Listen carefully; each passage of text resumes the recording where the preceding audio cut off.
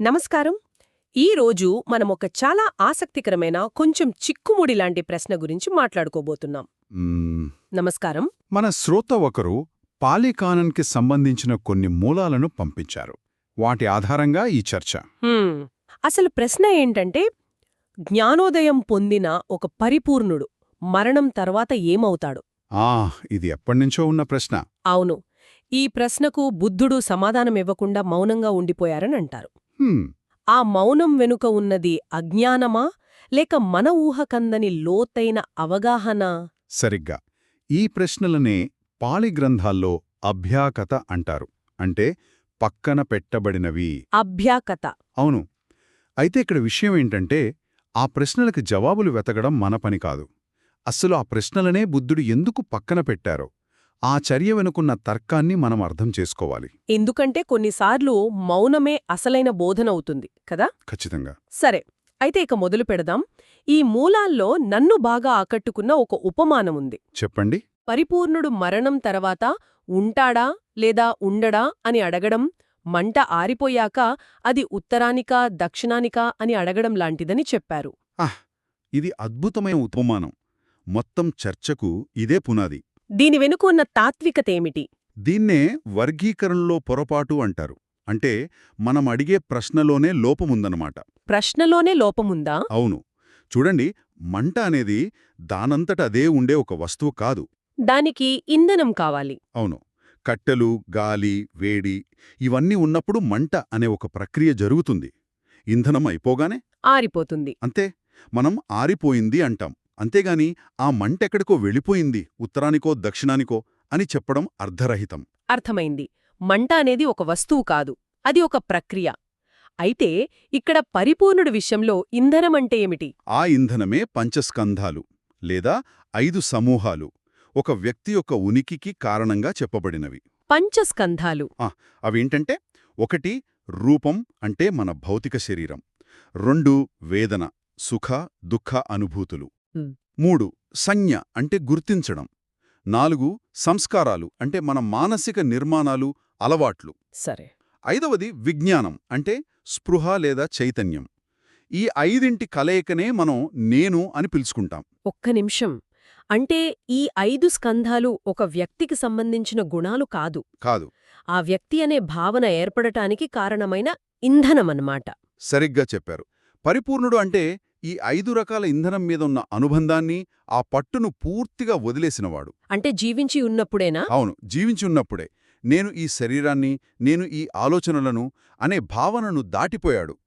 ఆ ఇంధనం మండుతున్నా దానితో తనను తాను గుర్తించుకోవడం మానేశాడు. ఓ.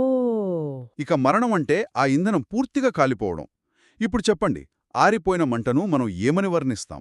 ఏమీ అనలేం. దానికి ఉంది లేదా లేదు అనే మాటలు వర్తిస్తాయా? వర్తించవు. ఎందుకంటే ఆ ప్రశ్న అడగడానికి అవసరమైన ఆధారమే, అంటే ఆ మంట అనే ప్రక్రియే లేదు. ఖచ్చితంగా. అలాగే పరిపూర్ణుడిని గుర్తించడానికి మనం ఉపయోగించే ఏ ఒక్క గుణం కూడా అక్కడ మిగిలి ఉండదు.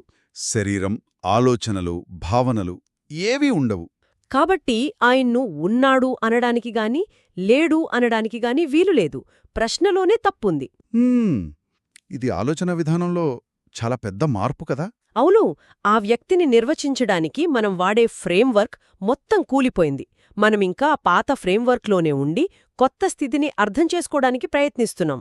అందుకే ఆ మౌనం. అయితే ఇంకో విషయం, ప్రశ్న తార్కికంగా తప్పైతే మనుషులు పదే పదే ఈ ప్రశ్నను ఎందుకు అడుగుతారు? మంచి ప్రశ్న. మూలాల్లో ఈ ప్రశ్నల వెనుక కేవలం జిజ్ఞాస మాత్రమే కాదు, బలమైన కోరిక, దాహం, తపన ఉన్నాయని పదే పదే చెప్పారు. అంటే అడిగే వ్యక్తి మానసిక స్థితి కూడా ముఖ్యమేనా? అత్యంత ముఖ్యం. అసలు సమస్య ప్రశ్నలో కంటే ప్రశ్నించేవాడిలోనే ఎక్కువగా ఉంది. అంటే మనం మనని ఎలా చూసుకుంటాం? నేను ఉన్నాను అనే భావన మనకు చాలా బలంగా ఉంటుంది కదా. అవును, ఉంటుంది. ఈ ఉనికిని మనం మన శరీరంతో, మన పేరుతో, మన ఆలోచనలతో ముడిపెట్టుకుంటాం. ఈ ఉనికి పట్ల మనకు తెలియకుండానే ఒక బలమైన దాహం ఉంటుంది. మనం శాశ్వతంగా ఉండాలి అనే కోరిక. అంటే మనకున్న ఆ ఉనికి దాహం వల్లే పరిపూర్ణుడు కూడా ఏదో ఒక రూపంలో ఉండాలి లేదా లేకపోవాలి అని మనం అనుకుంటున్నామన్నమాట. సరిగ్గా అదే. మన పరిమితుల నుంచే వారిని అర్థం చేసుకోవడానికి ప్రయత్నిస్తున్నాం. ఉండటం, లేకపోవడం అనే ఈ రెండు ధృవాల మధ్యనే మన ఆలోచనలు తిరుగుతాయి. దీనికి అతీతమైన స్థితిని మనం ఊహించలేం. ఊహించలేం. అందుకే మూలాల్లో దీన్ని అభిప్రాయాల జ్వరం అన్నారు. అభిప్రాయాల జ్వరం. అవును. జ్వరంతో ఉన్న వ్యక్తికి చల్లటి గాలి కూడా వేడిగా అనిపించవచ్చు. అలాగే ఉనికి పట్ల దాహంతో ఉన్న వ్యక్తికి ప్రతిదీ ఉనికి లేదా లేమి అనే దృష్టితోనే కనిపిస్తుంది. అంటే బుద్ధుడి ఉద్దేశం ఆ జ్వరాన్ని తగ్గించడం, అంతేగాని జ్వరంలో ఉన్న వ్యక్తి అడిగే ప్రశ్నలకు జవాబివ్వడం కాదు. సరిగ్గా చెప్పారు. అంటే ఈ ప్రశ్నలు అడగడమే ఒక రకమైన మానసిక అశాంతికి చిహ్నమన్నమాట. చాలా ఆసక్తికరంగా ఉంది. అయితే ఇక్కడే నాకో సందేహం. అడగండి. మధ్యమ నికాయ సూత్రంలో ఇలాంటి తాత్విక చర్చలను అభిప్రాయాల చిట్టడవి, అభిప్రాయాల సంకెళ్ళు అని చాలా కఠినంగా వర్ణించారు. హ్మ్. ఇది మేధోపరమైన అన్వేషణను నిరుత్సాహపరచడంలాగా లేదా గొప్ప తాత్విక ప్రశ్నలు అడగొద్దు అని చెప్పడం కొంచెం కఠినంగా అనిపించట్లేదా? అది కఠినంగా అనిపించినా దాని వెనుక ఉన్నది కఠినత్వం కాదు, అపారమైన కారుణ్యం. కారుణ్యమా? అవును, దాని వెనుక ఉన్న ఉద్దేశం పూర్తిగా ఆచరణాత్మకమైనది. మీకు ప్రసిద్ధమైన విషపు బాణం ఉపమానం తెలిసే ఉంటుంది. విన్నాను. ఒక వ్యక్తికి విషపు బాణం తగిలింది. అందరూ వైద్యుడిని పిలుచుకొచ్చారు. కాని ఆ వ్యక్తి, ఆగండి, ఈ బాణం తీసే ముందు నాకొన్ని విషయాలు తెలియాలి అన్నాడు. ఏంటవి? ఈ బాణం వేసింది ఎవరు? అతను ఏ కులానికి చెందినవాడు? పొడవా పొట్టా? బాణం ఏ కర్రతో చేశారు? ఇలాంటి ప్రశ్నలు అడిగాడనుకోండి, ఆ సమాధానాలు తెలిసేలోపే అతను చనిపోతాడు గదా. అవును, ప్రస్తుతం చెయ్యాల్సిన తక్షణ కర్తవ్యం ఏంటి? బాణాన్ని తీసి ప్రాణాన్ని కాపాడటం. సరిగ్గా. బుద్ధుడి దృష్టిలో మనందరికీ దుఃఖమనే విషపు బాణం తగిలి ఉంది. దాన్ని తొలగించడం మన తక్షణ కర్తవ్యం. అంటే ఈ తాత్విక ప్రశ్నలు పరిపూర్ణుడు ఉంటాడా, ఉండడా లాంటివి. ఆ బాణం వివరాలడగడం లాంటివి.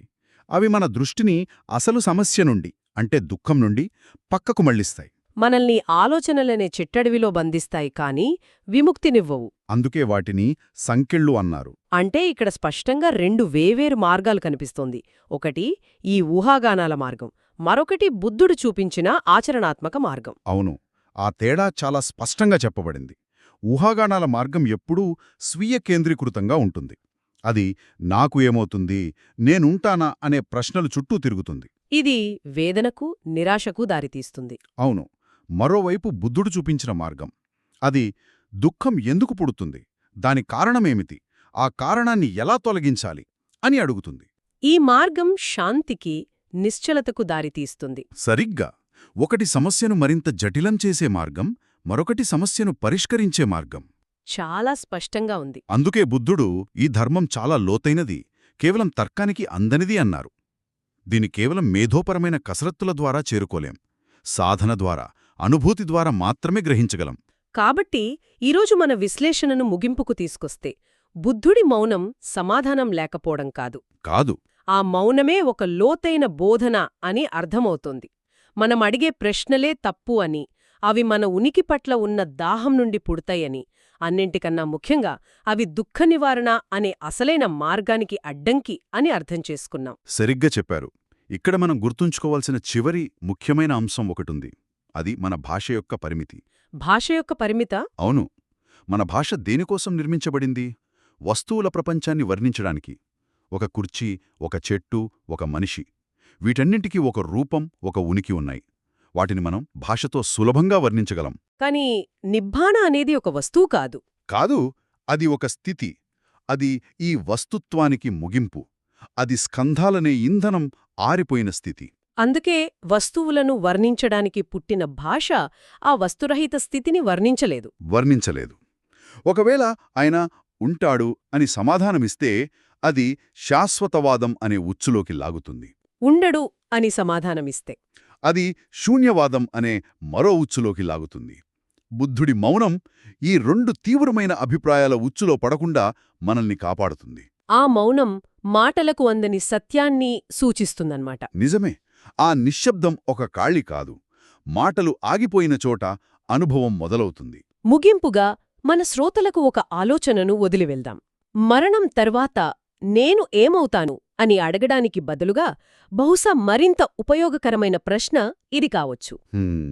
ప్రస్తుతం ఈ క్షణంలో నేను అని పిలవబడేది నిజంగా ఏమిటి? దీనిలో ఎంత భాగం కేవలం ఆ పంచస్కంధాల యొక్క తాత్కాలిక కలయిక, ఎంత భాగం ఆ మంటను నిరంతరం మండించే ఇంధనం మాత్రమే? చాలా మంచి ప్రశ్న. ఈ ప్రశ్నపై దృష్టి సారిస్తే బహుశా ఆ జవాబులేని ప్రశ్నలకు సమాధానాలు వెతకాల్సిన అవసరమే మనకు రాకపోవచ్చేమో.